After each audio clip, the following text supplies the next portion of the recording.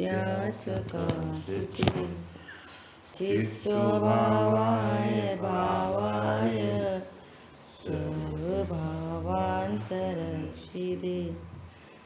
वन्दितु सर्वसिद्धे धूमचल्मणोऽमं गदिं पत्ते वोक्षामि समयपाहुड ब्रह्मो सुध केवली बड़िदम्।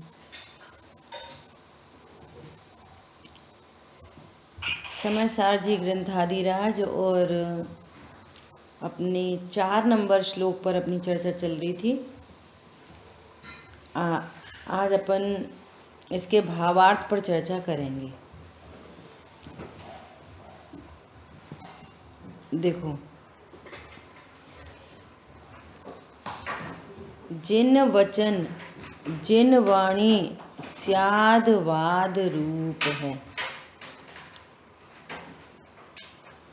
स्यादवाद अर्थात स्यातवाद। स्यात मतलब कथनचित। कथनचित का भी मतलब किसी अपेक्षा से।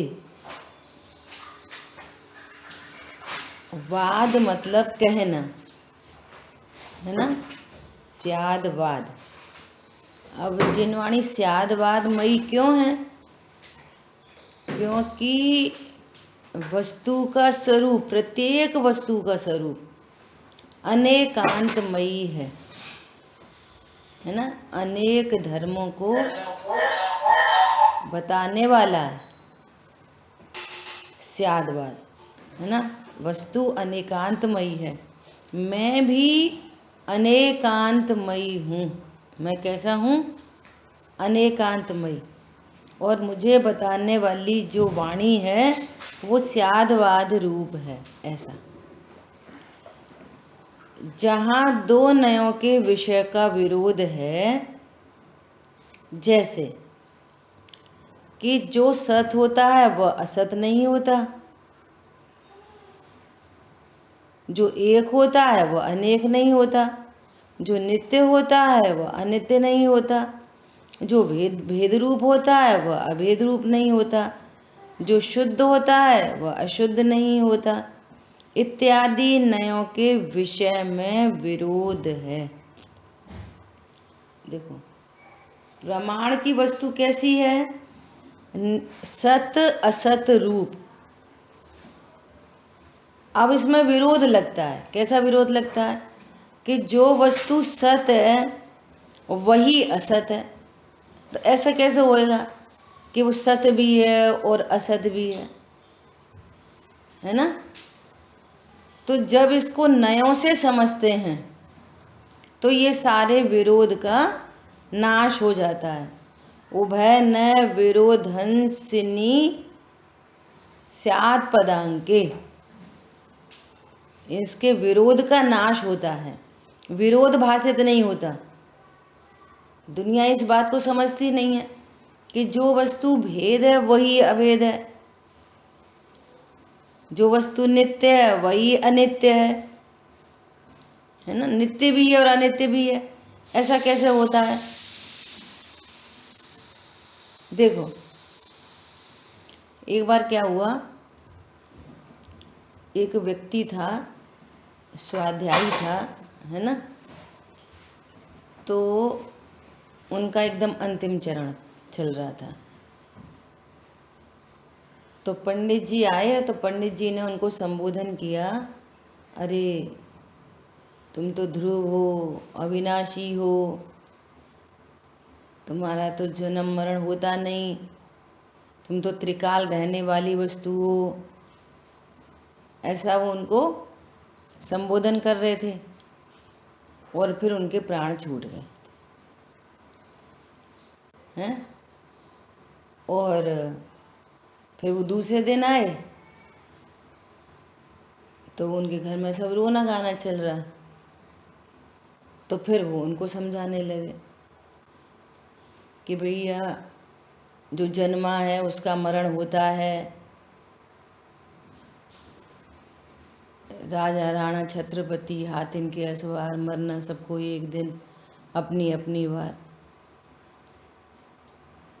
तो वहीं पर एक व्यक्ति खड़ा था, तो उसने पूछा कि पंडित जी, आप कल तो कह रहे कि तुम्हारा जन्म मरण नहीं होता, तुम अविनाशी हो, त्रिकाली हो, ध्रुव हो, और आज कह रहे हैं जो जन्मा है उसका मरण होता है। कभी कुछ कह रहे, कल कुछ कह रहे, आज कुछ कह रहे हो, है ना। तो जब अपेक्षा नहीं समझते, वस्तु स्वरूप को नहीं समझते, तो फिर ऐसा विरोध लगता है ना। और सचमुच में दो विरोधी धर्म हैं भी। वो कैसे विरोधी धर्म है? वस्तु जिससे जीती है, ऐसे विरोधी धर्म है। तब उन्होंने बताया कि जो वस्तु है, वस्तु में दो स्वभाव हैं, एक द्रव्य स्वभाव और एक पर्याय स्वभाव। द्रव्य स्वभाव की अपेक्षा से देखते हैं तो वस्तु कैसे दिखाई देती है? नित्य है, सदा सदा है। बोलो जीव का कब नाश हो जाएगा? द्रव्य स्वभाव कैसा है? सदा है। और पर्याय अपेक्षा से देखते हैं तो क्षण क्षण बदलती है। पर्याय उत्पाद व रूप है। आ रही बात समझ में? तो जब दोनों अपेक्षाओं को समझते हैं, और उसकी अपेक्षा भी निश्चित अपेक्षा होती है, ऐसा नहीं कि पर्याय स्वभाव से नित्य है और द्रव्य स्वभाव से अनित्य, ऐसा नहीं। द्रव्य स्वभाव से नित्य और पर्याय स्वभाव से वस्तु कैसी है? अनित्य ही है, ऐसा।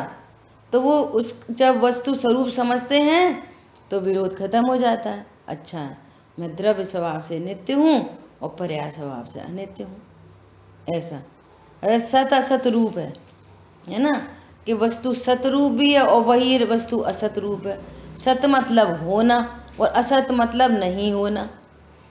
और ये धर्म वस्तु में ही है, और जो परस्पर विरोधी हैं, परंतु ये सौंदर्य है। अब जो वस्तु सत है वही असत कैसे है? तो कह रहे हैं स्व से सत और पर से असत। तो ये जो पर से असतपना है ना, ये वस्तु का ही धर्म है। ये असत धर्म वस्तु में ही है, ऐसा। स्व से ही सत और स्व से ही असत, ऐसा नहीं। स्व से सत है और पर से असत है, ऐसा असत नाम का धर्म भी वस्तु में ही है। हमारी बात समझ में? जो वस्तु भेद रूप है वही वस्तु अभेद रूप है। तो कह रहे हैं हाँ, वस्तु कैसी है? द्रव्य गुण पर्याय वाली है।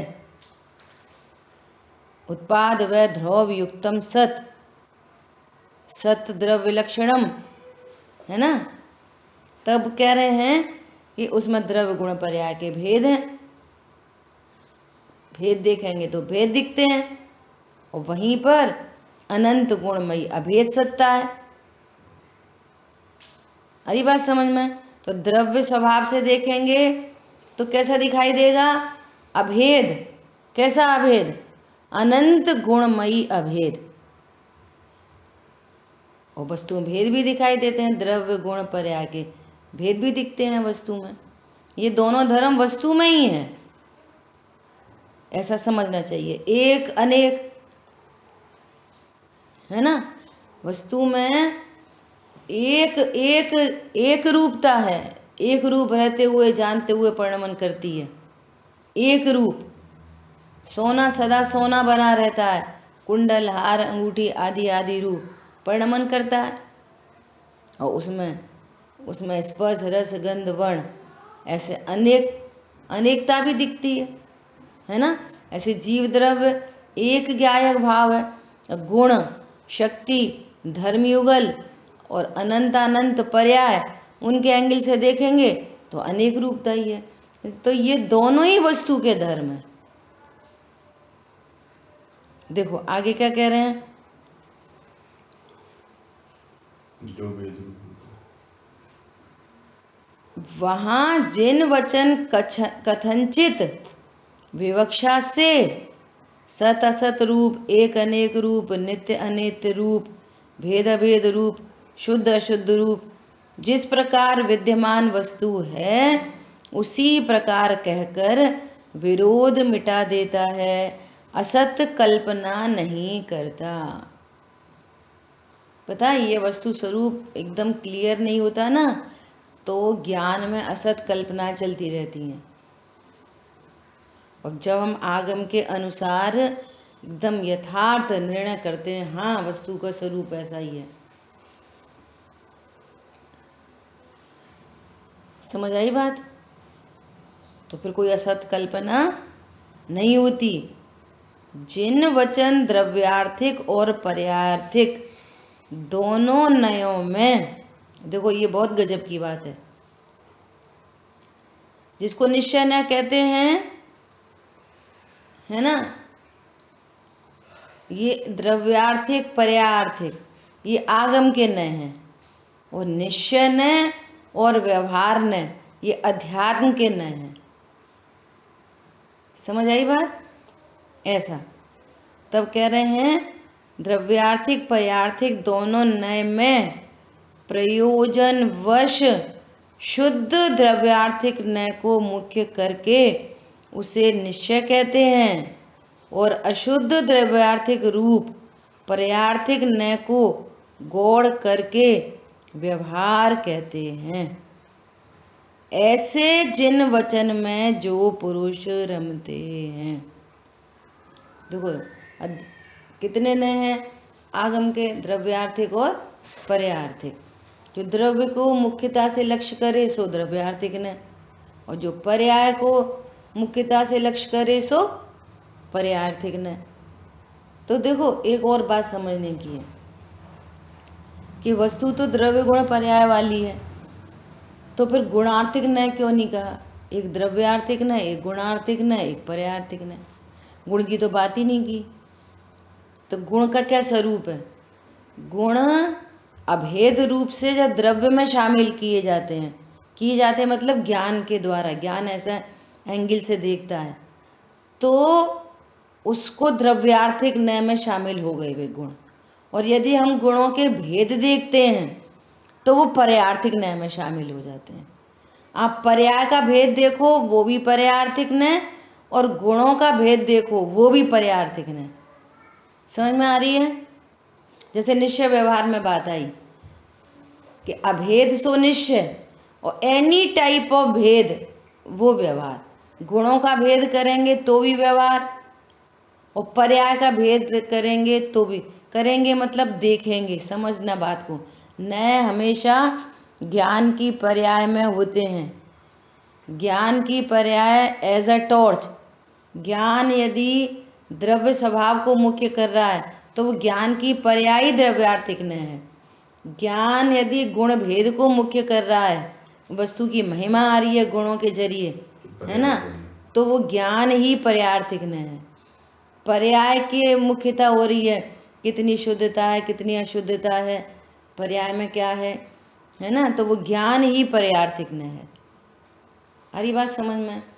तो ऐसे ही एक शुद्ध निश्चय ने त्रिकालीय ध्रुव को विषय करने वाली जो ज्ञान की पर्याय है वो है परम शुद्ध निश्चय ने, और इसके अगेंस्ट, इसके सापेक्षता में बाकी जितने भी नय हैं वे सब अशुद्ध नय हैं।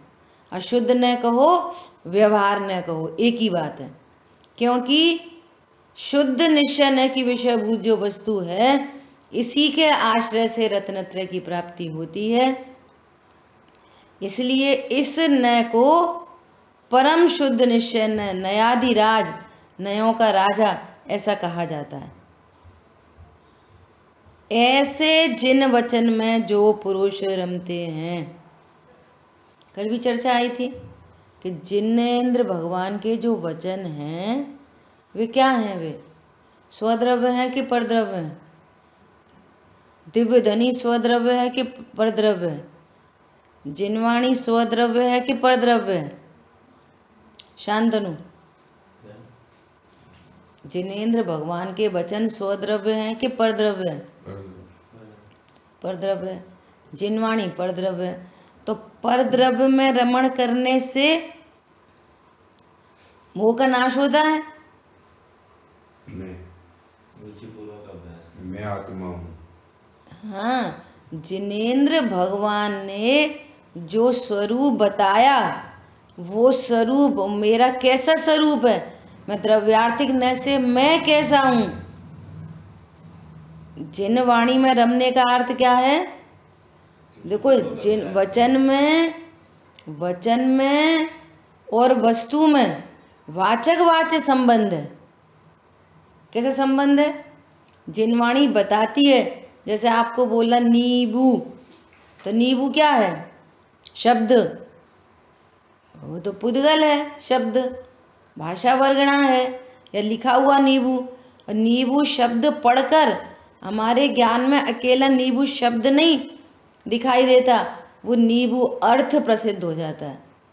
नींबू शब्द बोलने पर सबको नींबू दिख रहा होगा।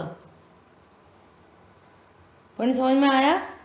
ऐसे जिन वचनों में रमने का अर्थ है कि जिन वचन के द्वारा अति प्रीति से, श्लोकार्थ में बात आई थी, अति प्रीति से प्रीतिवंत होकर, है ना, वो अभ्यास करता है, अपने स्वरूप को भली भांति जानता है कि मैं द्रव्य स्वभाव से कैसा हूँ, पर्याय स्वभाव से कैसा हूँ, मेरे में कैसे धर्म युगल हैं जो परस्पर विरोधी दिखाई देते हैं,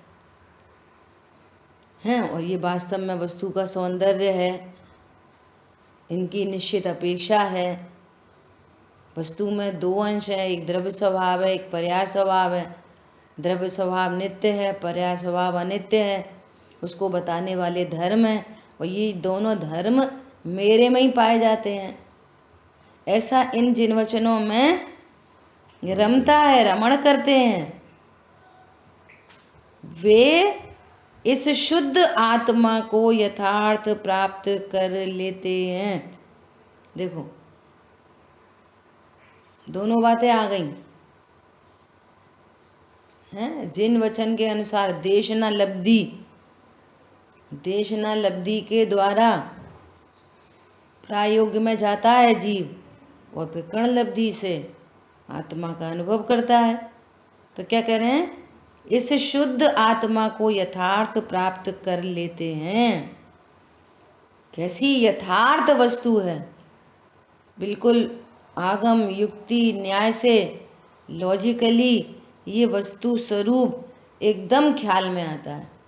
इसलिए यहाँ पर कह रहे हैं कि स्वाध्याय करना चाहिए, और अकेली स्वाध्याय नहीं करना चाहिए, स्व का अध्ययन करना चाहिए। मैं कैसा हूँ? पॉइंट आया समझ में? जिन वचन में और शुद्ध आत्मा में वाचक वाच्य संबंध है, जिनवाणी बताने वाली है, और मेरा ज्ञान उस स्वरूप को भली भांति जानता है कि ये मेरा कैसा स्वरूप है, मैं कैसा हूँ। और फिर दोनों नयों से वस्तु को जानकर पर्यार्थिक नय को गौड़ करते हैं, द्रव्यार्थिक नय को मुख्य करते हैं, या व्यवहार के जितने कथन हैं उन सबको गौड़ करके, और निश्चय न की विषयभूत आत्मा है उसको मुख्य करते हैं, और मुख्य करके उसको शुद्धात्म वस्तु की प्राप्ति होती है। देखो, और टीका में क्या कहा था कि इसका जो अभ्यास करते हैं अर्थात अपने स्वरूप को जानते हैं, वे अपने आप ही अन्य किसी कारण के बिना, देखो टोडरमल जी ने भी लिखा है, क्या लिखा है कि जो तत्व निर्णय करते हैं, तत्व विचार वाला जीव ही सम्यक्त्व का अधिकारी है।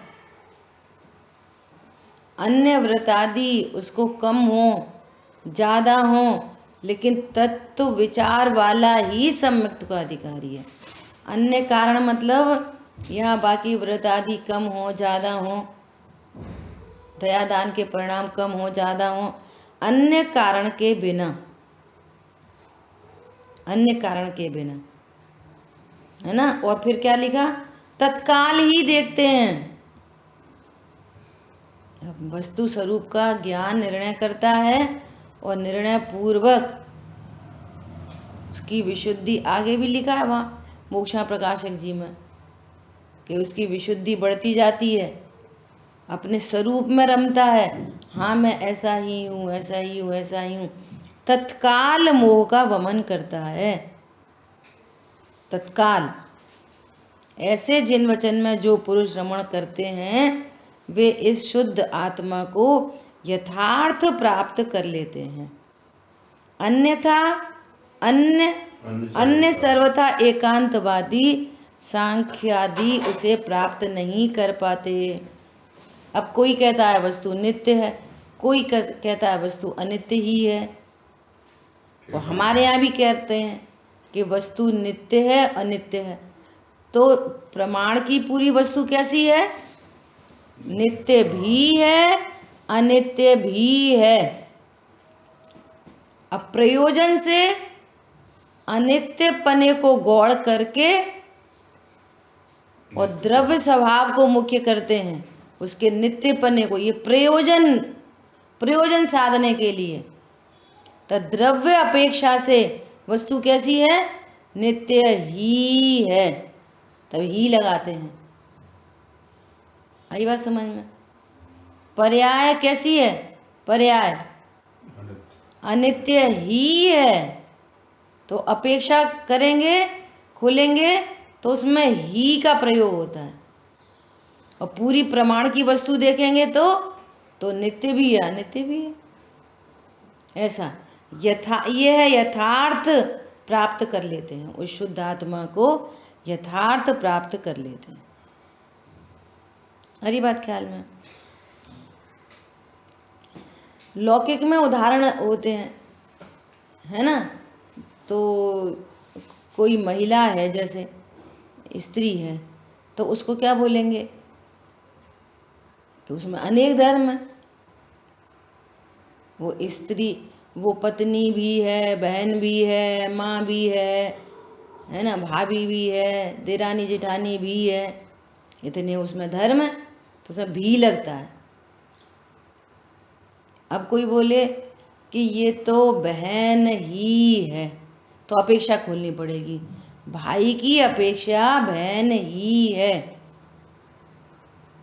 पति की अपेक्षा पत्नी ही है। एक निश्चित अपेक्षा होती है, अदल बदल नहीं हो सकती। ऐसा तो क्या बोल रहे हैं, जो सर्वथा एकांत पक्ष को ग्रहण करते हैं उन्हें वस्तु की प्राप्ति नहीं होती, क्योंकि वस्तु सर्वथा एकांत पक्ष का विषय नहीं है। तथापि वे एक ही धर्म को ग्रहण करके वस्तु की असत्य कल्पना करते हैं, जो असत्यार्थ है, बाधा सहित मिथ्या दृष्टि है। ऐसा यहाँ जिनवाणी में भी जो ये कहा है कि अरे तुम ध्रुव हो, त्रिकाली हो, तुम्हारा कभी नाश नहीं होता, तो वो पर्याय को गौड़ करके द्रव्य स्वभाव को मुख्य करने की बात है। और उस समय भी यहाँ पर्याय अंश मौजूद है, ऐसा उसको बराबर ज्ञान होता है, लेकिन उसको क्या किया है, उसको गौड़ किया है, उसका अभाव नहीं किया। ऐसा नहीं किया कि वस्तु नित्य ही होती है, द्रव्य स्वभाव से नित्य ही होती है, और पूरी वस्तु नित्य अनित्यात्मक है। भेदों को गौड़ करके, प्रयोजनवश भेदों को गौड़ करके अभेद का लक्ष्य किया जाता है। तो रत्नत्रय की अभेद के रस में रत्नत्रय की प्राप्ति होती है। वस्तु में भेद नाम की कोई चीज नहीं, भेद है नहीं ऐसा नहीं, भेद हैं, भेदों को गौड़ किया है और अभेद को मुख्य करके अभेद का लक्ष्य होने पर रत्नत्रय की प्राप्ति होती है। भेद का सर्वथा अभाव नहीं है। ऐसे वस्तु स्वरूप को समझना चाहिए। देखो अब यहाँ पर एक लाइन आई है, इस प्रकार इन 12 गाथाओं में पीठिका भूमिका है। ये 12 गाथाओं में क्या हुई है? समय सारजी ग्रंथ की भूमिका हुई है। और ऐसा भी कहा जाता है कि जो सूक्ष्म रुचि वाले हैं, है ना, उनके लिए पूरी विषय वस्तु आ गई, जिसके आश्रय से तुम्हें रत्नत्रय की प्राप्ति हो सकती है। ऐसा पूरा स्वरूप आ गया। और इतने में ही कोई सूक्ष्म रुचि वाले हों या बहुत इंटेलिजेंट हों तो इतने में अपना कार्य कर सकते हैं।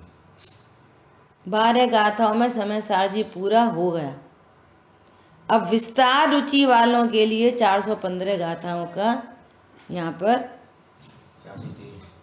है रेस्ट ऑफ, है ना, इन गाथाओं का यहाँ पर वो खुलासा आएगा, है ना। ऐसा देखो आगे क्या कहते हैं। अब आचार शुद्ध न को प्रधान करके,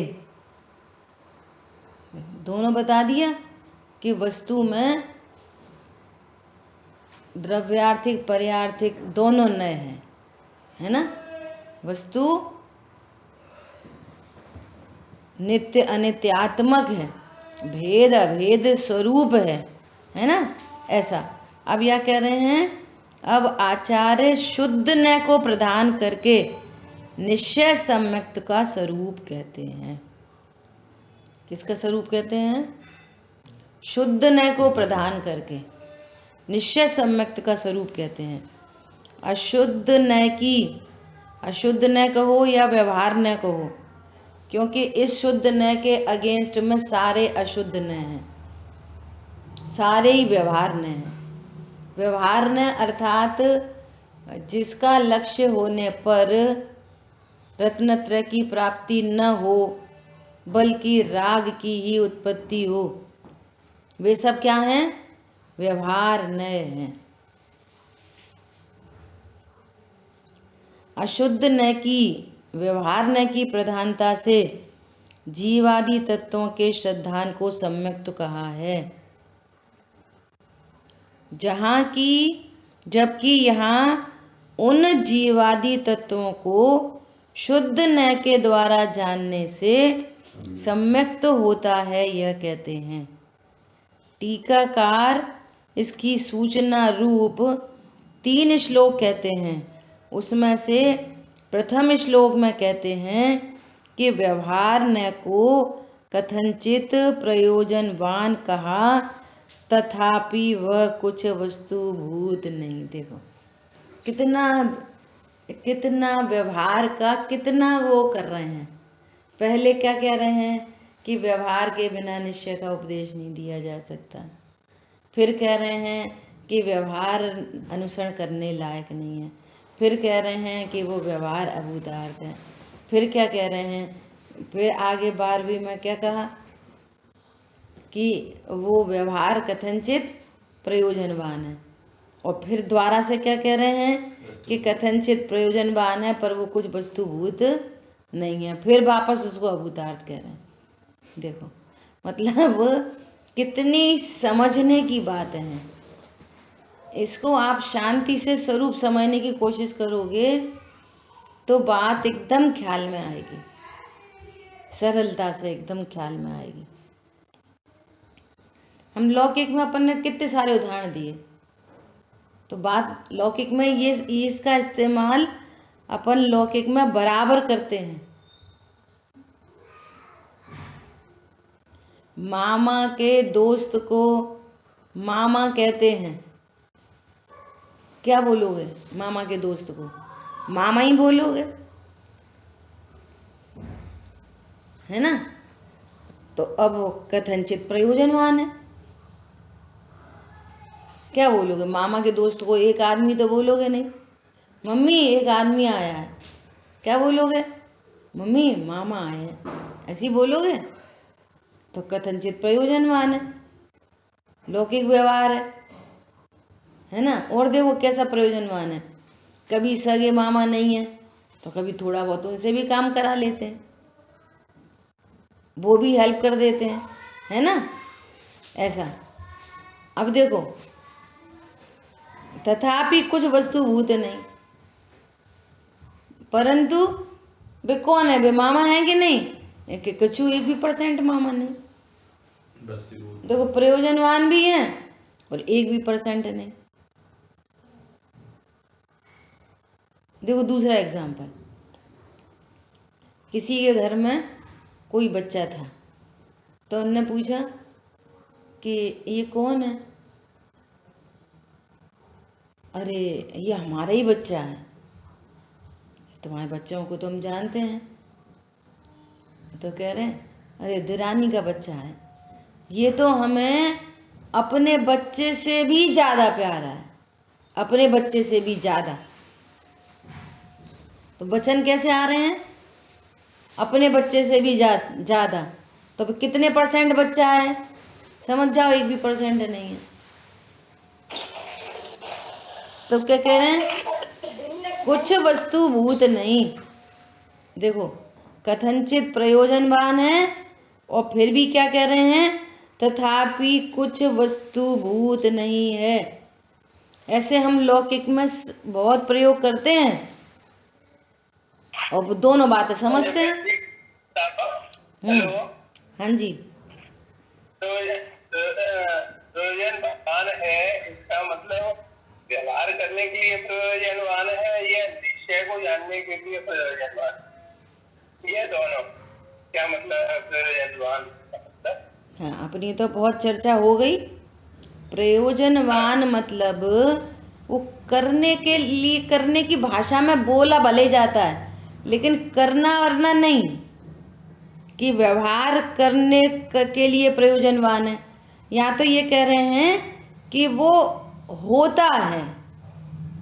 जैसे देखो अब ये 7 तत्वों की बात चल रही है ना, अब इसको बात समझते हैं, इसी के एंगल से बात समझते हैं, जो श्लोक में बात आएगी तो अपने को ख्याल में आएगी। प्रयोजन का मतलब कि अपना मतलब सिद्ध करता, हाँ बस इतना ही समझ लो। है ना, वो सिद्धि कैसे होगी, इसलिए उसको प्रयोजनवान कहा।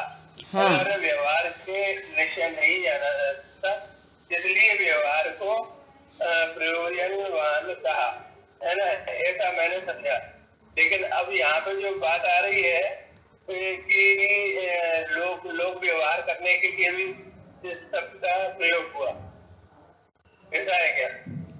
लोक व्यवहार के एंगल से वो दृष्टांत है, लोक व्यवहार में के एंगल से बात बता रहे हैं, जिससे कि आपको ये वाली बात पकड़ में आए कि प्रयोजनवान का क्या अर्थ है और कुछ वस्तु भूत नहीं इसका क्या अर्थ है, इसलिए वो लौकिक दृष्टांत दिया। ऐसे यहाँ पर अभी देखो 7 तत्व की बात समझना, आपको एकदम क्लियर हो जाएगी। है ना, निश्चय को शुद्धने को जानने के लिए, वस्तु को वास्तव जानने के लिए व्यवहार प्रयोजनवान है। हाँ कैसे समझना? हाँ ऐसे ही समझना, बराबर। हाँ बस उससे प्रयोजन साधा जाता है, बस इतनी बात है। देखो अभी बात ख्याल में आएगी, क्या कह रहे हैं, अब 7 तत्वों की बात आ रही है ना। तो क्या कह रहे हैं कि शुद्ध न को प्रदान करके निश्चय सम्यक्त का स्वरूप कहते हैं। निश्चय सम्यक्त किसे कहते हैं, सम्यक दर्शन किसकी पर्याय है, श्रद्धा गुण की पर्याय, ठीक है। तो निश्चय सम्यक्त मतलब क्या, मैं आत्मा हूँ ऐसा विश्वास, इसका नाम है निश्चय सम्यक दर्शन।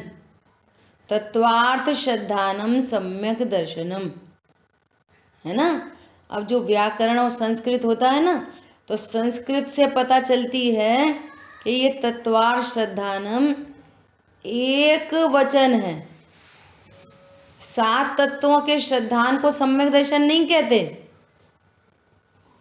एक जीव तत्व के श्रद्धान को सम्यक दर्शन कहते हैं। समझ आई बात। और सात तत्व के श्रद्धान को व्यवहार से सम्यक दर्शन कहते हैं। डायरेक्ट बोल देते हैं व्यवहार सम्यक दर्शन। समझ में आ रही है? मैं आत्मा हूं, आत्म श्रद्धान है सो निश्चय सम्यक दर्शन। अब वो आत्म श्रद्धान किस पूर्वक होता है? कि सात तत्वों के श्रद्धान पूर्वक। तो सात तत्वों का श्रद्धान है वो क्या है? व्यवहार सम्यक दर्शन। वो आत्म श्रद्धान निश्चय सम्यक दर्शन। तो वो सात तत्वों को जानना क्या है? प्रयोजनवान है। फिर क्या कह रहे हैं? तथापि वह कुछ वस्तुभूत नहीं। अब इसका अर्थ क्या? कि सात तत्वों के माध्यम से जब हमने जीव तत्व को जान लिया कि मैं एक अभेद गायक हूँ, ऐसा जीव तत्व को जाना, तो वो सात तत्व क्या है? उस समय वो कुछ प्रयोजनवान है कि कुछ नहीं? ऐसा पॉइंट समझ में आया? देखो श्लोकार्थ में ये वाली बात और बहुत अच्छे समझ में आएगी, या बहुत गजब का एंगल है। जो व्यवहार न है वह यद्यपि इस पहली पदवी में जब तक शुद्ध स्वरूप की प्राप्ति नहीं हो जाती तब तक जिन्होंने अपना पैर रखा है, ऐसे पुरुषों को अरे रे, देखो अरे रे शब्द डाला है, अरे रे, हंत, हंत कह रहे हैं संस्कृत में, हंत, अरे रे, अरे रे, हंत शब्द खेद के लिए आता है। अरे रे हस्तावलंबन तुल्य कहा है। तथापि जो पुरुष चैतन्य चमत्कार मात्र पर द्रव्यों के भावों से रहित शुद्ध न के विषयभूत परम अर्थ को अंतरंग में अवलोकन करते हैं, उसकी श्रद्धा करते हैं तथा उस रूप लीन होकर चारित्र भाव को प्राप्त करते हैं, उन्हें यह व्यवहार न कुछ भी प्रयोजनवान नहीं। तो आ गई स्पष्ट बात कि जब तक आपने स्वरूप नहीं जाना है ना, तो वो सात तत्व व्यवहार न वो प्रयोजनवान है। आप यथार्थ निर्णय करो, है ना, तो परमार्थ की प्राप्ति होती है, तो प्रयोजनवान है। अब सात तत्वों में ही लगे रहो और एक अभेद का निर्णय नहीं करो। वहाँ पे भी आया है, कहाँ? नियम सार जी में, जीवादि बहिर तच्चम हेयम पर द्रव्यंत भिन्न, आपकी रुचि सम्यक तो भला है और बाकी सब भला है। समझ आई बात? ऐसा तो यथार्थ रीति से यहाँ पर क्या करें? शुद्ध न को प्रदान करके निश्चय सम्यक का स्वरूप कहते हैं। अशुद्ध न की प्रधानता से जीवादि तत्वों के श्रद्धान को सम्यक तो कहा है। समझ आई बात? जब भेद रूप जीवादि तत्वों को जानते हैं, है ना, तो तब तक सम्यक की प्राप्ति नहीं होती। और उनको जानकर और उनमें से छटनी करना कि मैं कौन हूँ, मैं जीव। देखो अब जीव दो, जीवादि बहिर्तच्चम है ना, तो जीव दो, वो जानने वाली पर्याय वो व्यवहार जीव, और त्रिकाली ध्रुव भगवान आत्मा वो निश्चय जीव, है ना। तो वो व्यवहार जीव भी क्या है? हे है, अर्थात आश्रय करने योग्य नहीं है। मैं मात्र जानने वाला हूँ ऐसा जानने योग्य नहीं है। मैं एक अभेद ज्ञायक हूँ, जाननहार हूँ, इसके आश्रय से सम्यक दर्शन प्रकट होता है। ये निश्चय सम्यक दर्शन है। और जीवादि सात तत्वों का श्रद्धान वो व्यवहार सम्यक दर्शन है, तो वो हस्तावलंबन तुल्य है। आ रही बात समझ में? और जब शुद्ध स्वरूप की प्राप्ति हो जाए तो फिर उसका कुछ प्रयोजन नहीं रहता। सात तत्वों के माध्यम से जीव तत्व को जाना। अब मैं ये अभेद हूँ, अब अभेद का आनंद हो रहा है। अब उस समय वो भेद रूप सात तत्व का क्या काम है कि कुछ नहीं। ऐसा इसमें एक दूसरा अर्थ भी निकालते हैं विद्वान। क्या निकालते हैं कि पहली पदवी मतलब कि चौथे गुणस्थान, पंचम गुणस्थान, छठवा गुणस्थान, है ना, इसको कह रहे हैं पहली पदवी। इसमें जो पैर रखा है जिन्होंने, है ना, तो जब शुद्ध स्वरूप को का अनुभव करते हैं, शुद्धोपयोग रूप परिणति होती है, अनुभूति का काल होता है, उस समय भेद रूप सात तत्व का क्या काम है कि कुछ काम नहीं, बस एक शुद्धात्मा की अनुभूति में मग्न है। और जो ये अरेरे शब्द आया ना, अरेरे हंत, तो इसका क्या अर्थ है? इसका अर्थ है कि जब वे अनुभूति से छूटते हैं, छूटते ही हैं। चौथे पांचवें गुणस्थान में अनुभूति अल्पकाल की होती है और फिर, है ना, तो उससे छूटते हैं। छूटते हैं तो क्या कह रहे हैं कि ये जो व्यवहार न है ना, देवशास्त्र गुरु का लक्ष्य हो, कोई व्रत आदि पालने का परिणाम हो, भेद रूप सात तत्वों का विचार हो, तो ये सब क्या हो गए? शुभ भाव। ये सब क्या हो गए? शुभ भाव। तो अनुभूति से छूटते हैं तो ये शुभ भाव हस्तावलंबन तुल्य है ना। कैसा हस्तावलंबन तुल्य है कि वो इसमें ठहरते हैं, वो इसमें नहीं ठहरे तो फिर अशुभ में चले जाएं, तो इसको हस्तावलंबन तुल्य कहा है। और फिर वापस स्वरूप की प्राप्ति करते हैं, ऐसा। तो इसके लिए एग्जाम्पल है कि जैसे सर्कस में वो झूला झूलते हैं ना, पकड़ते हैं, ऐसा यहाँ से वहाँ झूला झूलते हैं, यहाँ से वहाँ, वहाँ से वहाँ, और यदि चूक जाएं, अरे रे, यदि चूक जाएं तो किस पे गिरते हैं? कि जाली पे गिरते हैं। जाली पे क्यों गिरते हैं? कि अगर जाली नहीं लगी हो तो भी जमीन में गिर जाएं तो फिर तो वो झूलने लायक ही नहीं बचे, हाथ पैर टूट जाए, सिर फूट जाए, है ना। तो वो बीच में वो जाली उसको नीचे गिरने से बचाती है और फिर वो वापस जाली पे आते हैं, वापस ऊपर चढ़ जाते हैं,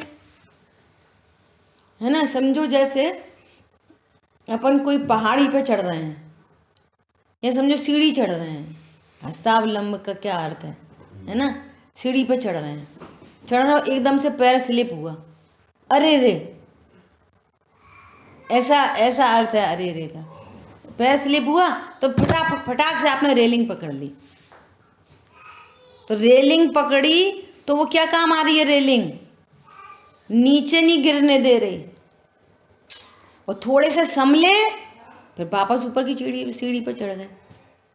ऐसा हस्तावलंबन तुल्य। ये जो बीच में शुभ भाव आते हैं, सात तत्व का भेद रूप विकल्प चलता है, देवशास्त्र गुरु की महिमा आती है, हो वीतरागी देव तुम्हारे जैसा जग में देव कहाँ, आप नहीं होते तो हमें ये तत्व कैसे समझ में आता, कैसी ओंकार ध्वनि है। ऐसे जो भी जितने ये जो परिणाम उत्पन्न होते हैं, है ना, व्रत आदि के परिणाम भी इसमें आ सकते हैं। व्रत आदि के परिणाम जो उत्पन्न होते हैं, जितने भी शुभ परिणाम हैं, वे सब कैसे हैं? उस जीव को अशुभ में गिरने से बचाते हैं। अब देखो कितनी गजब की बात है, वो उस रेलिंग को जो पकड़ता है ना, तो रेलिंग को भी बलपूर्वक पकड़ता है। क्या बोला? अब ये बहुत इंपॉर्टेंट बात है समझने की। रेलिंग को कैसे पकड़ता है? बलपूर्वक पकड़ता है। हस्तावलंबन है, प्रयोजनवान है, परंतु वो कुछ वस्तुभूत नहीं, बहुत कस के पकड़ता भी है और पकड़ने के लिए नहीं पकड़ता। अब सारे एंगल लगा सकते हो, पकड़ने के लिए नहीं पकड़ा, ये भी लगा सकते हो कि छोड़ने के लिए पकड़ा है, और ये भी लगा सकते हो नीचे और नीचे नहीं गिर जाऊं इसलिए पकड़ता है। दोनों अर्थ निकलते हैं। रेलिंग को किस लिए पकड़ा? अब पकड़ जे बढ़िया रे, इसने बचा लिया, मैं पकड़े ही रहूं, नहीं, वो तुरंत छोड़ के आगे बढ़ता है। इसलिए उसको हस्तावलंबन तुल्य भी कहा और अरे रे खेद भी कहा। इसका अर्थ क्या है कि अणुव्रत क्या है, अणुव्रत महाव्रत क्या है, हस्तावलंब तुल्य, अरे रे खेद वाला है, खेद, अरे रे खेद। पर समझ में आया? ऐसा भरत चक्रवर्ती चौथा गुणस्थान है ना, और फिर जैसे ही बैठे तो कोई अणुव्रत नहीं, छठवां सातवां गुणस्थान उतनी देर के लिए आया, कोई महाव्रत कैसे परिणाम पालते हुए नहीं दिखाई दिए। ईर्य समिति से चलते हुए, भाषा समिति से चलते हुए, मनोगुप्ती, वचन गुप्ती, कुछ बाहर में कुछ नहीं दिखाई दिया, कोई आहारचर्या नहीं हुई, कोई ऐषणा आदि आदि कोई समिति नहीं हुई। पण समझ में आया? और सीधे छपक श्रेणी आरोहण, जय जगन्नाथ परम गुरु हुआ अनंत अवस्था। हरी बात ख्याल में? तो ये जो बीच में ये जो शुभ परिणाम आते हैं, तो ये क्या है, ये हस्तावलंब तुल्य है। इनसे दो प्रयोजन सत्य हैं। एक क्या प्रयोजन सत्य है कि नीचे अशुभ में नहीं जाते, एक तो ये प्रयोजन सत्य है। दूसरा, चलो कम से कम वहीं तो खड़े रहेंगे, नीचे तो नहीं गिरेंगे। जो निरतिचार अणुव्रत चल रहे हैं, निरतिचार अणुव्रत है ना, तो वे अणुव्रत जब तक पल रहे हैं तब तक आगे का गुणस्थान नहीं होएगा। जब तक आप पकड़े हो रेलिंग को तब तक आगे कैसे बढ़ोगे, परंतु वो रेलिंग आपको नीचे गिरने से बचा रही है। तो जब तक ये अणुव्रत महाव्रत होते हैं वो उन गुणस्थानों में से नीचे गिरने नहीं देते, टिकाए रखते हैं। एक तो उनका ये काम, और दूसरा काम क्या कि ज्ञान में यही बनी रहती है बात कि इसका अभाव होके और मैं स्वरूप की साधना करके और पूर्ण दशा को प्राप्त हूँ। ये कोई ऐसा कहते हैं कि पालते हैं, पालते नहीं है, वे पलते हैं। आ रही बात ख्याल में? इस एंगल से कह सकते हैं कि पालते हैं। ये है क्या, हस्तावलंबन भी हैं, प्रयोजनवान भी हैं, परंतु कुछ वस्तुभूत भी नहीं। अरे शुद्धोपयोग में जाएं, छपक श्रेणी आरोहण करें तो वो किस काम के हैं वे परिणाम? कोई वस्तुभूत नहीं। लेकिन जिन्होंने पहली पदवी में कदम रखा है तो उन्हें तो ये सब प्रयोजनवान है। अब देखो यही स्यादवाद है, हस्तावलंबन तुल्य भी है और उसको छूटता भी है, ऐसी बात है। ठीक है, तो ये क्या कह रहे हैं, जो पुरुष चैतन्य चमत्कार मात्र पर द्रव्य भावों से रहित शुद्ध न के विषयभूत परम अर्थ को अंतरंग में अवलोकन करते हैं। अब जो आनंद कर रहा है, मैं एक गायक हूँ, इसके आश्रय से प्रणति में वीतरागता उत्पन्न हो रही है और उस वीतरागता का आनंद उसको हो रहा है। अब भेद रूप सात तत्व की क्या जरूरत पड़ रही है उस समय? कुछ नहीं ऐसा। और भेद रूप सात तत्वों का भी ज्ञान श्रद्धान किसके लिए? भेद रूप सात तत्वों के लिए कि एक अभेद को जानने के लिए? एक अभेद को जानने के लिए।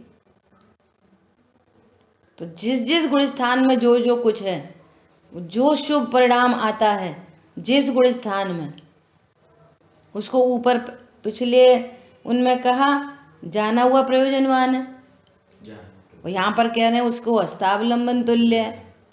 अब उसका अर्थ समझ जाओ। और फिर बाद में क्या कह रहे हैं, तथापि कुछ वस्तुभूत नहीं। अब अनंत भगवान को अणुव्रत महाव्रत कुछ काम के हैं कि नहीं? अब क्या मतलब है उनका? कुछ नहीं ऐसा। तो वे जो शुभ परिणाम होते हैं, जो अणुव्रत महाव्रत या अन्य भी देवशास्त्र गुरु का विकल्प छह द्रव्य सात तत्वों का भेद रूप विकल्प, ये जितने भी शुभ परिणाम होते हैं वे शुभ परिणाम अशुभ से बचाते हैं, और शुभ परिणाम के लिए नहीं, शुभ परिणाम वस्तु स्वरूप की प्राप्ति के लिए होते हैं।